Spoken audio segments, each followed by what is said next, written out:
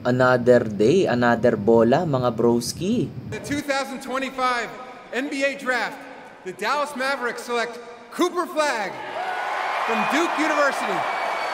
Alam naman natin na nakuha si Cooper Flagg selected as the number 1 rookie draft.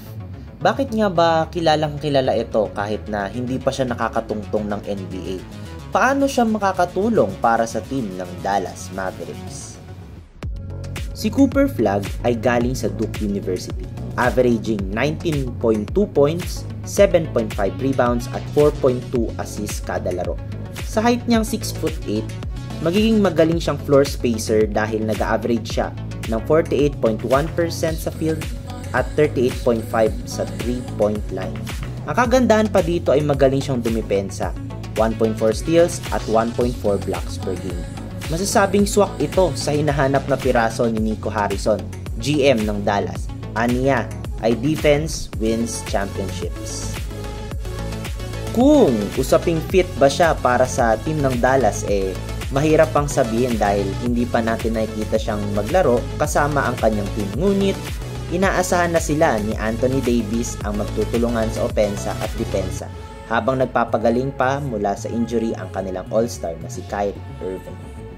Kung titignan ang lineup ng Mavs, masasabing title contender sila dahil mula starter hanggang bench ay malaki ang ambag ng mga ito. Ang nakikita ko lang na butas sa team na ito ay syempre point guard. Inaasahan naman na kukuha sila ngayong off-season upang mapunan ang pagkawala ni Kyrie. Magiging kaabang-abang ito mga broski dahil sa darating na NBA season ay maraming gustong patunayan ng Mavs. Siyempre, andyan si General Manager Nico Harrison. Alam naman natin na naging controversial talaga ang Luka AD mid-season trade. Pangalawa, ang fit ni Flagg sa Dallas. Mataas ang expectation ng Mavs fans dahil naniniwala silang ito na ang taon ng kanilang team.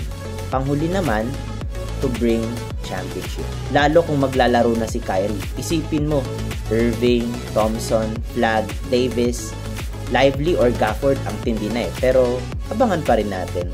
Kayo ba mga broski? Sa tingin nyo ba magiging title contender na ang Dallas sa napaka-competitive na West sa darating na NBA season? Malaki kaya ang magiging contribution ni Cooper Flagg sa kanyang team na Dallas Mavericks? I-komento na ang inyong opinion sa ating comment section.